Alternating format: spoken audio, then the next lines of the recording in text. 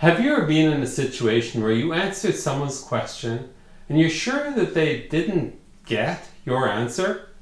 Or have you tried to explain an issue to a work colleague and all you get is a blank stare?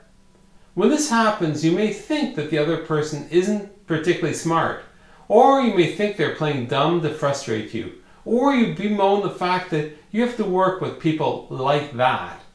When your colleagues, clients, suppliers, or especially your family can't understand you, it can be terribly frustrating. To solve the problem, you need to first recognize where the problem starts.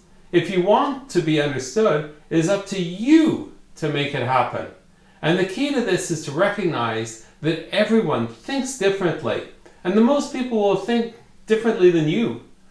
When you force others to think using your logic and your idiom, they feel uncomfortable, and their capacity to understand your needs, let alone buy into them, is much reduced. Now, there's many reasons why people think differently.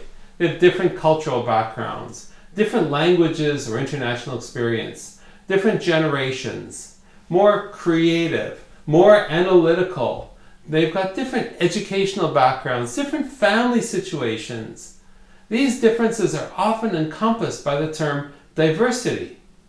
If you're managed by people who think differently, work with people who think differently, and sell to or buy from people who think differently, then it makes sense to understand how best to develop diverse communication skills. And with the forces of globalization and outsourcing, this will continue to be even more important in the future. So here's some suggestions. The first is to listen actively as you're communicating. If there are any hints of uncertainty, then try to explain it another way.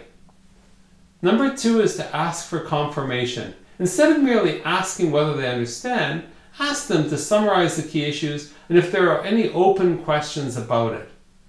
Number three is to be open to alternatives. Their perspective might suggest a different way of looking at the problem and a different way of solving it. Give them leeway. Don't shut them down. Number four is to actually seek diversity. Hire individuals who are different than you. You'll learn from each other, and they'll provide an entree into networks that would otherwise remain closed. And number five is to not make assumptions. If someone doesn't get it, don't assume there's a language problem. Their experiences may suggest a completely different approach. They may see the problem in very different terms. So here's your challenge. Developing flexibility is the best way to work with people who think differently than you. And like all skills, this one gets better with practice. The next time you deal with someone who thinks differently, consider them your teacher with a very different lesson for you to learn. I'm Randall Craig. I hope this got you thinking. And if it resonates, let me know why and if I can help. Reach out at www.randallcraig.com.